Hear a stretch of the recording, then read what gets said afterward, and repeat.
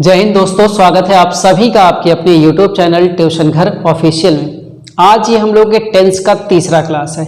इससे पहले हम लोगों ने प्रेजेंट इंडेफिनिट के बारे में अच्छे से पढ़ा, उसमें एक पॉइंट बचा हुआ था मेंटल एक्टिविटीज़। तो आज हम लोग इस वीडियो में चर्चा करने वाले हैं मेंटल एक्टिविटीज़ के बारे में। देखो, जैसा जैसा क्वेश्चन आता है उसी टाइप का आपको चीज़ें पढ़ाई जा रही हैं, तो आपका नोट्स बनना बहुत ज़रूरी है। अभी टॉपिक वाइज चीज़ें चल रही हैं, जल्दी हम लोग प्रैक्टिस की तरफ जाएंगे, लेकिन पहले टॉपिक्स कंप्लीट होना ज़्यादा ज़रूरी है। ठीक है, तो सबसे पहले मैं यहाँ पे लिख देता हूँ टेंस की आज की तीसरी क्लास। देखना आप, आज टेंस की आपकी तीसरी क्लास है। ठीक है, इस टेंस में, इस वाले वीडियो में हम मेंटल एक्टिविटीज़ और साथ ही साथ प्रेजेंट कंटिन्यूअस टेंस के बारे में चर्चा करने का पूरा प्रयास करेंगे। तो यहाँ मैं लिख देता हूँ मेंटल एक्टिविटीज़। ठीक है, ये क्या कोई अलग से टॉपिक है? नहीं, ये जो प्रेजेंट इंडेफिनिट आपने पढ़ा है उसी में एक हिस्सा था मेंटल एक्टिविटीज़ का, वही आप देख रहे हो। सबसे पहले जब हम मेंटल एक्टिविटीज़ की बात करेंगे तो हमें ये ध्यान रहना चाहिए। ठीक है, दिख रहा होगा यहाँ पे, हमें ये बात ध्यान रहना चाहिए कि जितने भी मेंटल एक्टिविटीज़ के वर्ड हैं उनका कभी भी आईएनजी फॉर्म नहीं बनता है, उनका कभी भी आईएनजी फॉर्म नहीं बनता है। ठीक है, उसे हमेशा किस में लिखेंगे? प्रेजेंट इंडेफिनिट में। ठीक है, प्रेजेंट इंडेफिनिट में। क्लियर है? मतलब वर्ब की फर्स्ट फॉर्म में लिखेंगे या फिर एस या ईएस लगा के लिखेंगे। क्लियर है? अभी वो वर्ड्स आपको दिखाए जाएंगे। अगर आप बुक्स में देखोगे तो लगभग 50 प्लस, मतलब 50 से भी ज़्यादा वर्ड्स आपको मेंटल एक्टिविटीज़ में देखने को मिलेंगे। लेकिन यहाँ जो मैं कुछ वर्ड्स टारगेटेड यहाँ पे लिखने वाला हूँ, कुछ वर्ड जो बार बार पेपर में आते हैं, जो बार बार कहीं ना कहीं कभी ना कभी आपको पेपर में देखने को मिल सकते हैं। तो आइए उन वर्ड्स की हम लोग चर्चा करते हैं। ठीक है,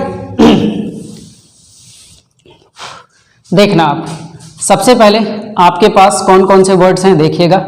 एक वर्ड यहां मैं लिखता हूं, सबसे पहला जो वर्ड लिखेंगे हैव। ठीक है, ठीक है, see, here. Okay, have, see, here, appearing, appearing नहीं, अपीयर। ठीक है, फील, लव, लाइक। ठीक है, ऐसे ही आप बोलेंगे हेट। फिर देखना बिलीव। ठीक है, नो, अंडरस्टैंड। ठीक है, अंडरस्टैंड, ओन, और क्या लिख दिया जाए? सीम। ठीक है, और क्या लिख सकते हैं? और कोई वर्ड जो आपको ज़्यादा प्रॉब्लम क्रिएट करता हो? और भी ऐसे बहुत सारे वर्ड हैं, पहले इनको आप देखिए कि इनका आपको इनके साथ करना क्या है। ठीक है, इनके साथ करना क्या है, सबसे पहले आप इन्हीं को देखिए। क्लियर है मेरी बात आपको?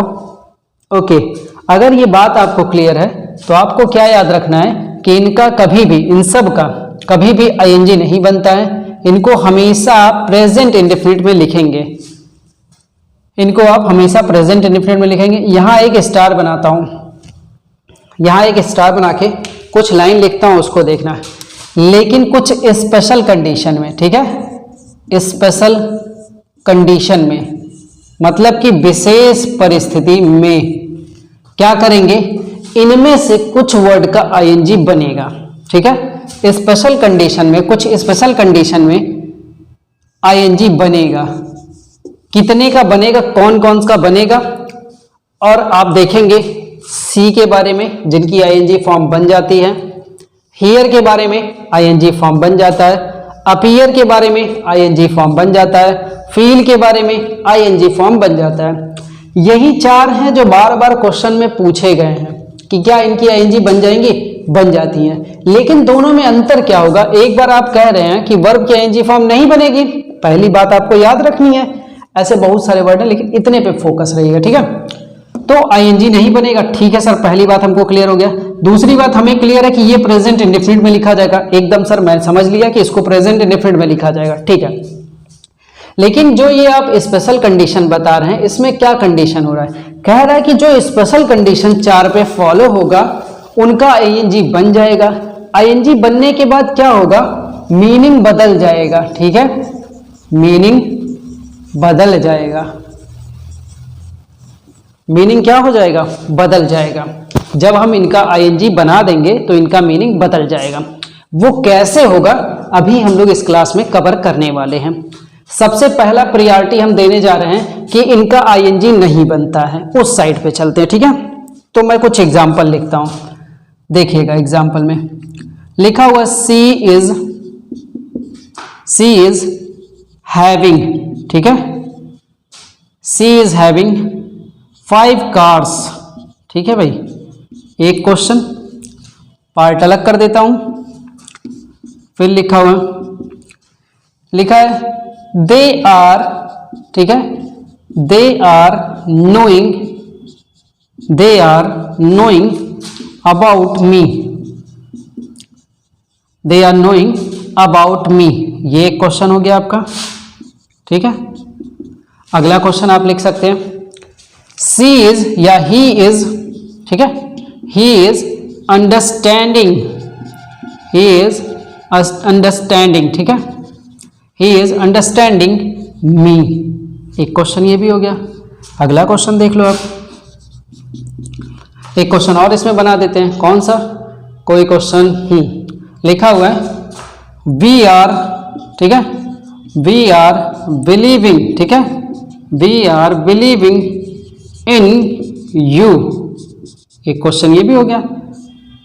अब इस पूरे क्वेश्चन के लिखने के पीछे जो हमारा इंटेंशन है वो क्या इंटेंशन है? हमारा ये इंटेंशन है कि क्या इनका आईएनजी बनेगा या नहीं बनेगा। तो आप कहेंगे कि सर इनका कभी भी आईएनजी नहीं बनेगा, ठीक है। इनका कभी भी आईएनजी नहीं बनेगा, इसका मतलब हम करेंगे क्या तब? इसका मतलब अब हम ये करेंगे कि अगर इनका आईएनजी बना हुआ लिखा मिलेगा तो उसे हम गलत क्रॉस करेंगे, ठीक है। उसको सही करने के लिए हम प्रेजेंट इंडेफिनिट की तरफ जाएंगे।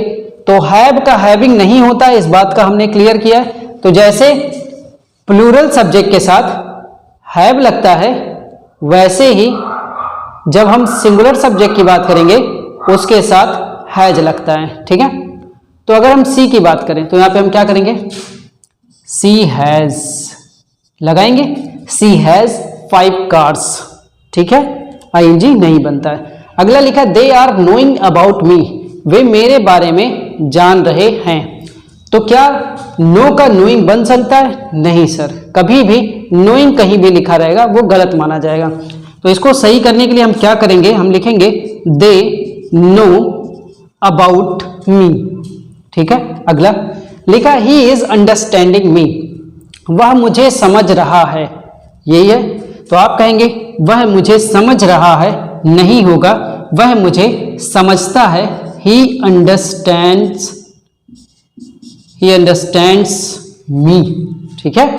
अगला we are believing in you, हम तुम में विश्वास कर रहे हैं। आप कहेंगे कि सर बिलीव का बिलीविंग नहीं होता है, तो आप यहां पे क्या कर देंगे? वी बिलीव इन यू, हम तुम में विश्वास करते हैं। मेरी बात आपको क्लियर हो पा रही है इतने वर्ड्स के साथ हमने क्या करना है? यस सर, आपकी ये बात हमको क्लियर है कि इनका आईएनजी नहीं बनेगा।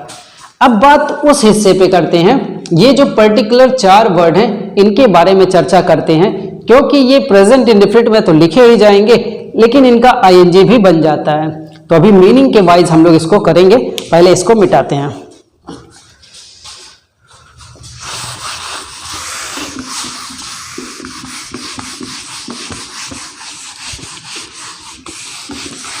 सबसे पहले समझेंगे सी और हियर के बारे में, ठीक है। सबसे पहले जो हम समझने वाले हैं वो हम समझेंगे सी और हियर के बारे में, ठीक है।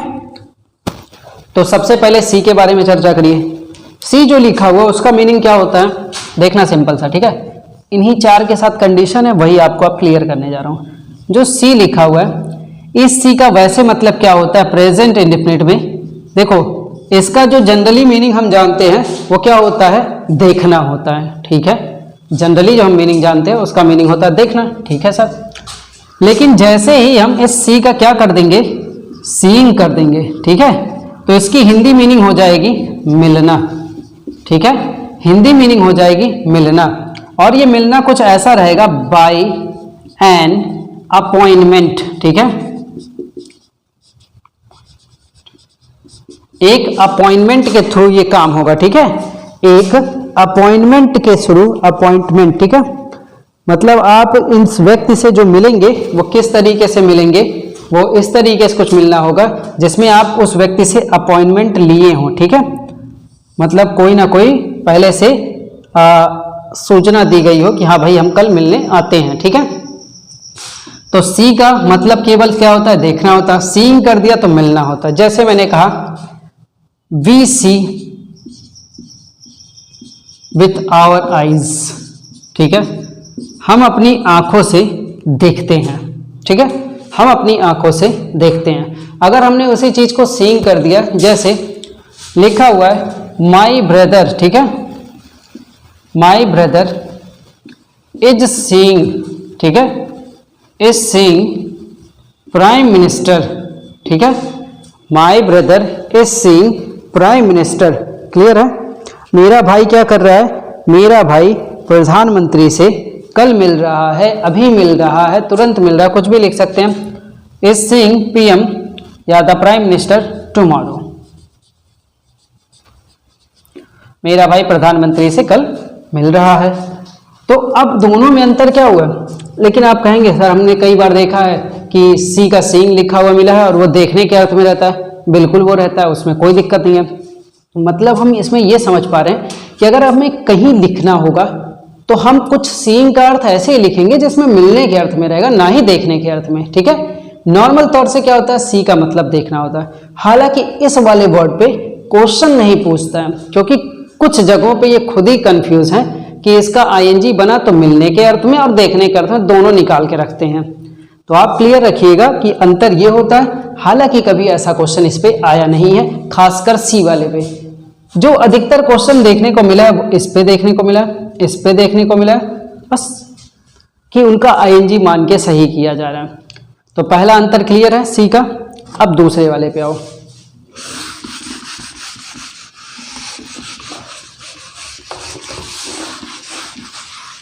अब दूसरा देखना, सेकंड वाला है जिसमें लिखा है हियर। नॉर्मल तौर से हियर का मतलब क्या होता है, सुनना होता है, ठीक है।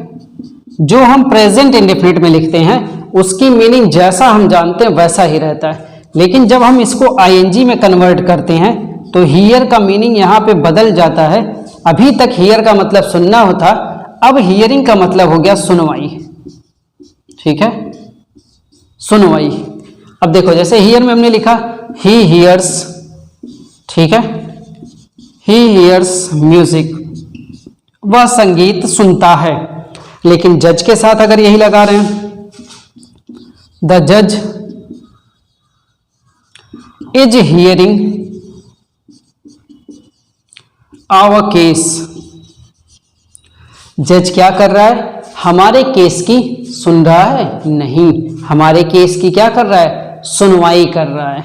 बात क्लियर है कि हियर अगर प्रेजेंट इंडेफिनिट में लिखते हैं तो सुनना होता है, आईएनजी में उसको कन्वर्ट करके लिखना है तो सुनवाई करने के अर्थ में रहेगा। ये भी अंतर आपको क्लियर हुआ। अब आ जाते हैं अपीयर वाले साइड पे। पहले इसको मिटा देता हूं फिर देखते हैं।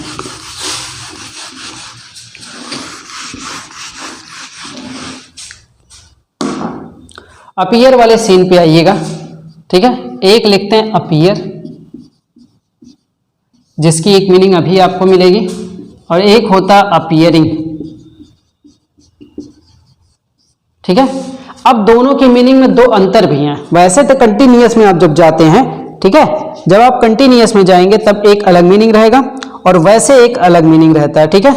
आपको पता है जैसे हम सीम की मीनिंग देखते हैं, जैसे हम सीम की मीनिंग देखते हैं, सीम कहाँ है, जैसे हम सीम की मीनिंग देते हैं प्रतीत होना, ठीक है, प्रतीत होना, मालूम पड़ना, उस अर्थ में क्या रहेगा, अपीयर रहेगा, मालूम पड़ना, प्रतीत होना। लेकिन जब आप अपीयरिंग कर देंगे तब इसकी मीनिंग प्रकाशित होना, प्रकट होना टाइप का हो जाएगा। तो मैं मीनिंग लिखता हूं ताकि आपको मीनिंग क्लियर हो। यहां मैंने लिख दिया प्रतीत होना, ठीक है,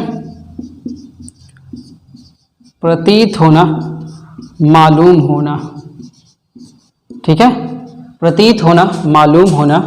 अपीयरिंग की मीनिंग यहां मिलेगी, एक तो प्रकाशित होना, प्रकाशित, और एक आप कह सकते हैं प्रकट होना, ठीक है भाई।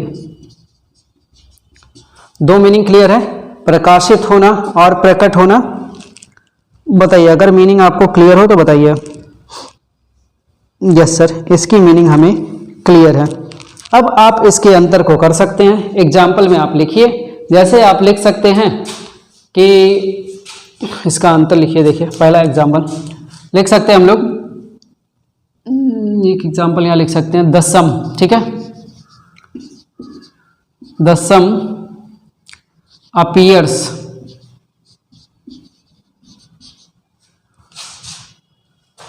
The sum appears very difficult या वेरी इजी। ठीक है, फिर देखो, इट अपीयर्स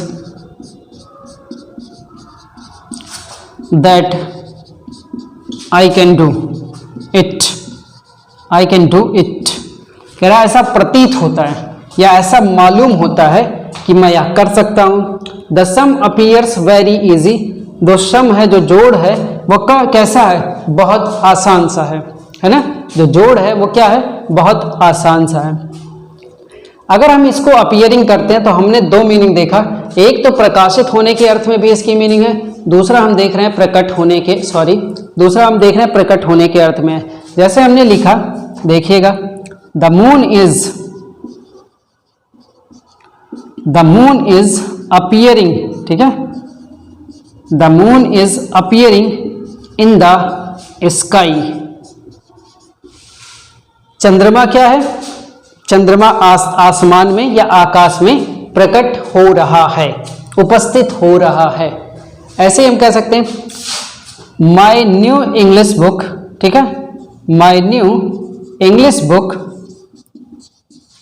इज अपीयरिंग। अब ये वाला प्रकाशित याद रखिए, प्रकाशन वाले से है। ठीक है, प्रकाशन वाले से है। मेरी जो नई इंग्लिश की किताब है वो क्या हो रही है, वो प्रकाशित हो रही है। ठीक है, वह प्रकाशित हो रही है, उसका प्रकाशन हो रहा है। आप ऐसे भी कह सकते हैं, ही इज। ठीक है, देखना, he is appearing, he is appearing his new book. वह अपनी नई किताब क्या कर रहा है, वह अपनी नई किताब का प्रकाशन कर रहा है या नई किताब प्रकाशित कर रहा है। बताओ, ये अंतर क्लियर हुआ? ये भी यस सर, ये भी अंतर हमें क्लियर हुआ। तो मीनिंग देखिएगा, खासकर इन चारों पे जब आप आइए तो थोड़ा मीनिंग देख के ही क्वेश्चन सॉल्व करिए। बाकी को ऐसा आंख बंद करिए और कहिए कि इंजन नहीं लगता है। ठीक है, ये जो कुछ वर्ड ही केवल मैंने लिखे हैं, ये सब बहुत बार पेपर में आ चुके हैं। ठीक है, आप देखेंगे जब पेपर लगाएंगे तो आपको ऐसा ही देखने को मिलेगा। एक लास्ट चर्चा फील वाले पे कर लेते हैं। ठीक है, उसके बाद आपका प्रेजेंट इंडेफिनिट वाला हिस्सा कंप्लीट। उसके बाद आपके प्रेजेंट इंडेफिनिट वाला हिस्सा पूरी तरीके से कंप्लीट। मैं यहां पे लिखता हूं, देखिएगा, यहां लिखा है फील। फील का वैसे मीनिंग क्या होता है, एहसास होना या महसूस होना। ठीक है, यही होता है ना, एहसास या महसूस। और जब आप फील का फीलिंग बनाएंगे, ठीक है, जब आप फील का फीलिंग बनाएंगे तो दो चीजों से होंगी। एक मीनिंग तो जांच करने के अर्थ में चला जाएगा। ठीक है, एक तो जांच करने के अर्थ में, और एक अंधेरे में। ठीक है, अंधेरे में स्पर्श करते हुए खोजना, कोई चीज खोजना। ठीक है, ये जो मीनिंग मैंने बोला उस मीनिंग को लिख लिए, स्पर्श करते हुए कुछ खोजना। बात क्लियर है? Yes sir. अब बात करते हैं कि अब फील वाले में, तो जैसे मैंने लिखा, आई फील गुड। ठीक है, आई फील गुड। अब आप कहेंगे, सर मैंने तो कईयों को बोलते हुए ऐसे ही सुना है कि आई एम फीलिंग गुड, आई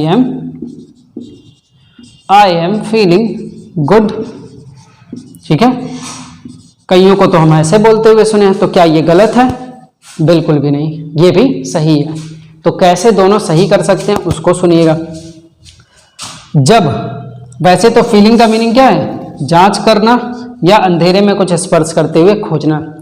अगर हम फील का फीलिंग बना दें और हमको एहसास करना या महसूस करने की ही मीनिंग में रखना हो, तो जरूरी है कि इस फील या फीलिंग के बाद क्या आ जाए, इस फील या फीलिंग के बाद आ जाए कोई एडजेक्टिव, ठीक है, इस फील या फीलिंग के बाद क्या आ जाए, कोई एडजेक्टिव आ जाए, तो हम क्या मानेंगे कि ये महसूस करना और एहसास करने के अर्थ में इसकी भी मीनिंग हो जाएगी। अब जांच करने या फिर स्पर्श करते हुए खोजने की कोई मीनिंग रखने की यहाँ जरूरत नहीं पड़ेगी। तो अगर आपसे कोई सवाल पूछे हाउ डू यू फील, ठीक है, हाउ डू यू फील, तो आप कहोगे प्रेजेंट इंडेफिनिट में ही रिप्लाई करोगे, आई फील गुड, ठीक है।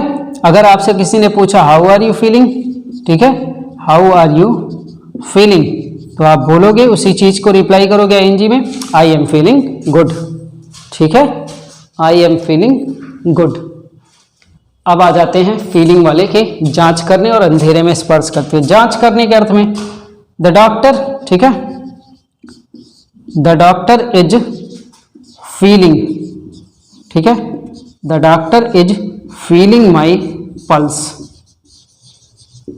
डॉक्टर क्या कर रहा है, डॉक्टर मेरे पल्स की जांच कर रहा है। बात क्लियर, डॉक्टर मेरे पल्स की क्या कर रहा है, जांच कर रहा है। उम्मीद करता हूं आपको ये अंतर अब क्लियर हो गया होगा, ठीक है।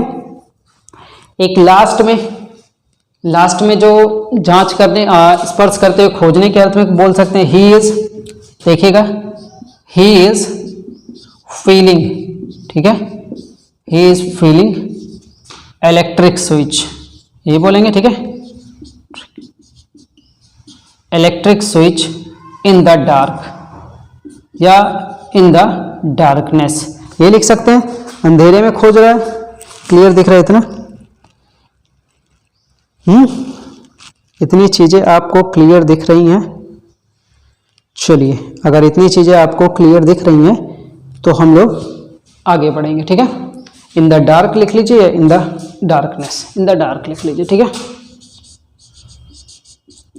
यहां जो फीलिंग वाला अर्थ आया क्या, ये स्पर्श करते हुए खोजने, अंधेरे में वो क्या कर रहा है, इलेक्ट्रिक स्विच को खोज रहा है, महसूस नहीं कर रहा है, ठीक है।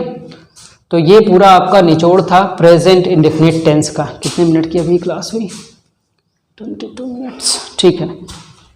तो आपने पूरा प्रेजेंट इंडेफिनिट कंप्लीट किया। इस पूरे मेंटल एक्टिविटीज में हमने ये देखने को समझ में पाए कि इनका कभी भी आईएनजी फॉर्म बनेगा तो वो गलत माना जाएगा, 3-4 वर्ड की स्पेशल कंडीशन को छोड़कर, ठीक है। अब इसको मैं मिटाता हूं और प्रेजेंट कंटिन्यूअस टेंस की शुरुआत करते हैं, ठीक है। चलिए अब बात करते हैं प्रेजेंट कंटिन्यूअस टेंस की, ठीक है। अब बात करेंगे हम प्रेजेंट कंटिन्यूअस टेंस की, जो कि कितना इम्पोर्टेंस है आपके एग्जाम के लिए वो आप देखिएगा, ठीक है, कितना इम्पोर्टेंट है। तो यहाँ मैं लिखता हूँ प्रेजेंट कंटिन्यूअस, ठीक है, टेंस, दिख रहा होगा यहाँ तक, सेकंड। तो प्रेजेंट कंटिन्यूअस टेंस की सबसे पहले बात करेंगे पहचान की, ठीक है। पहचान करेंगे तो ये हमको वर्ब की आईएनजी फॉर्म में मिलेगा, ठीक है, वर्ब की आईएनजी फॉर्म में मिलेगा और इसमें हम हेल्पिंग वर्ब के रूप में देखते हैं इज, एम, आर। बातें क्लियर है। अगर हम इसके हिंदी की पहचान में जाएं तो हमें हिंदी में क्या मिलता है, रहा है, ठीक है, रही है, इस टाइप से आप हिंदी देखते हो इसका। दूसरी बात, अगर हम इस टेंस की पहचान में डेफिनेशन की बात करें, ठीक है, अगर हम डेफिनेशन की बात करें तो डेफिनेशन क्या रहेगा। अच्छा, क्या ये सब पेपर में आएगा, बिल्कुल भी नहीं, लेकिन इसको आप जानते रहिए क्योंकि आप पढ़ रहे हैं तो चीज़ों को कंप्लीट जानिए, ठीक है। डेफिनेशन ये रहेगा कि कोई काम हो रहा हो, ठीक है, कोई काम क्या हो, कोई काम हो रहा हो, ठीक, हो रहा हो, उसको हम लोग क्या बोलते हैं, प्रेजेंट कंटिन्यूअस टेंस के सेंस में रखते हैं। अब बात आती है कि क्या इसमें भी कोई टाइम एक्सप्रेसिंग एडवर्ब है या पेपर में ये किस तरीके से पूछा जाएगा, ठीक है। ध्यान रखिएगा, इसी प्रेजेंट कंटिन्यूअस टेंस से रिलेट करना रहेगा आपको आने वाले दिनों में प्रेजेंट परफेक्ट कंटिन्यूअस टेंस, क्योंकि बहुत बेसिक सा सवाल हर किसी से पूछा जाता है कि प्रेजेंट परफेक्ट कंटिन्यूअस टेंस और प्रेजेंट कंटिन्यूअस टेंस में दोनों में डिफरेंस क्या है। तो आप बहुत सिंपली जवाब दे देते हो कि प्रेजेंट कंटिन्यूअस टेंस में सर टाइम का जिक्र नहीं रहता है, ठीक है, और प्रेजेंट परफेक्ट कंटिन्यूअस टेंस में टाइम दिया रहता है। दोनों के बीच में बस यही अंतर है, बाकी हेल्पिंग वर्ब का तो अंतर है ही, लेकिन अगर हिंदी के अंतर में आओगे तो एक में समय नहीं है और एक में समय रहेगा। ठीक है, ओके। तो अब हम बात करते हैं इसके टाइम एक्सप्रेसिंग एडवर्ब की, जो हमारे पेपर में पूछा जाता है। ठीक है, जिसको लिख लिख के क्वेश्चन दिया जाएगा। यहाँ मैं लिखता हूँ टाइम एक्सप्रेसिंग एडवर्ब।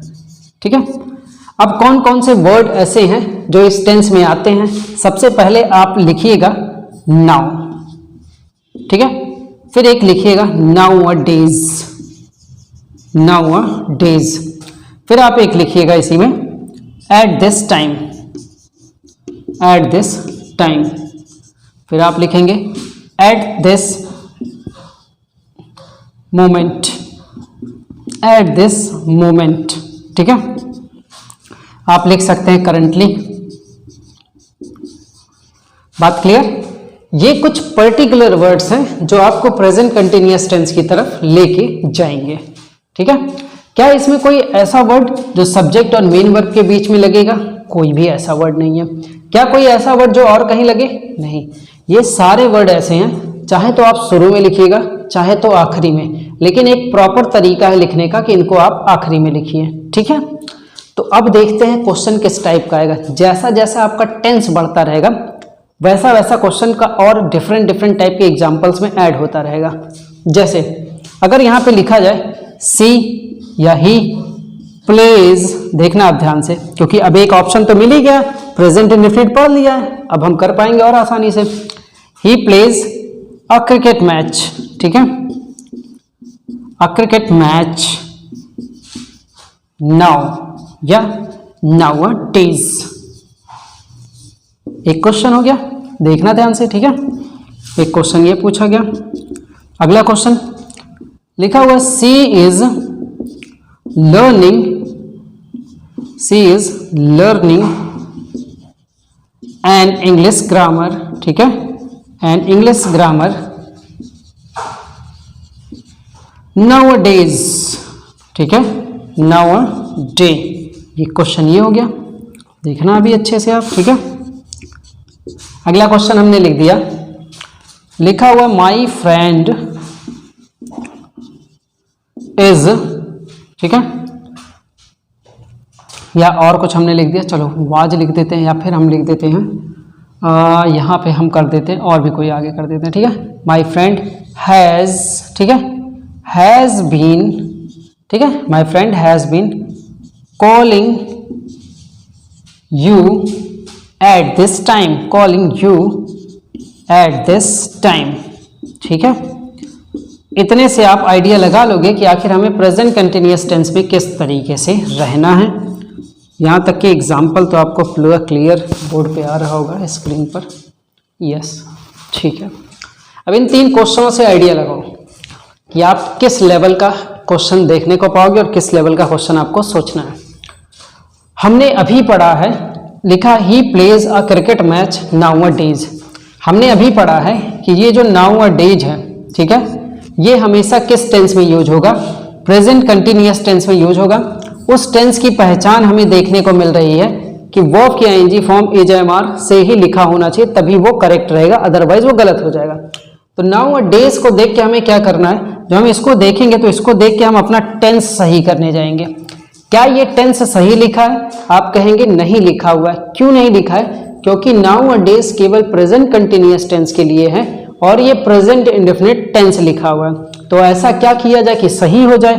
तो इसको हम गलत क्रॉस करके इसकी जगह पे पूरा कंप्लीट लिखेंगे ही इज, ठीक है, ही इज प्लेइंग। तब जाके क्या होगा? तब जाके ये कंप्लीट टेंस होगा।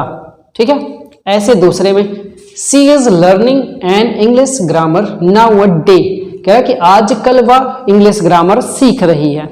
अब बताओ इस क्वेश्चन में क्या गलती है? तो एक झटके में आप देखेंगे कि नाउअडे लिखा हुआ है, यहाँ पे इज लिखा है, कंटिन्यूअस है, कोई दिक्कत नहीं है। लेकिन आप ध्यान से देखिए यहाँ पे क्या लिखा है? नाउअडे, और हमने क्या लिखना था? नाउअडेज।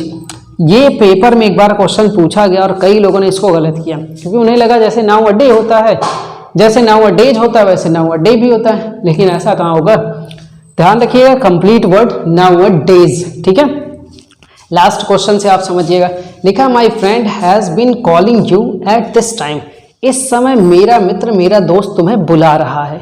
ठीक है, अब आप बताइए अगर एट दिस टाइम लिखा हुआ है तो एट दिस टाइम के अकॉर्डिंग कौन सा टेंस यहाँ होना चाहिए। आप कहेंगे ये तो लिखा हुआ है, जब आगे आप पढ़ेंगे या आपको जानकारी होगी तो आप कहेंगे सर ये तो प्रेजेंट परफेक्ट कंटिन्यूअस टेंस है, और हमें अभी बताया गया कि अगर कहीं पे एट दिस टाइम या एट दिस मोमेंट लिखा है तो वो प्रेजेंट कंटिन्यूअस रहेगा, ना कि प्रेजेंट परफेक्ट कंटिन्यूअस। तो ऐसे में सर ये पूरी लाइन गलत है, इस जगह पे हम क्या कर दें, माई फ्रेंड इज कर दें। ठीक है, is calling you at this time, तो ये सही होगा। बताइए मेरी बात आपको समझ में आई? मेरी बात अगर आपको समझ में आ रही होगी तो प्रेजेंट कंटिन्यूअस टेंस इसी तरीके का क्वेश्चन है, इतना आपको जानना था। तो आज हम लोगों ने कंप्लीट कर लिया है 2 टॉपिक, एक प्रेजेंट इंडेफिनिट कंप्लीट, एक प्रेजेंट कंटिन्यूअस। कल की वीडियो में हम चर्चा करेंगे प्रेजेंट परफेक्ट टेंस, साथ ही साथ प्रेजेंट परफेक्ट कंटिन्यूअस टेंस के बारे में। आज की क्लास में इतना ही। टेक केयर, जय हिंद।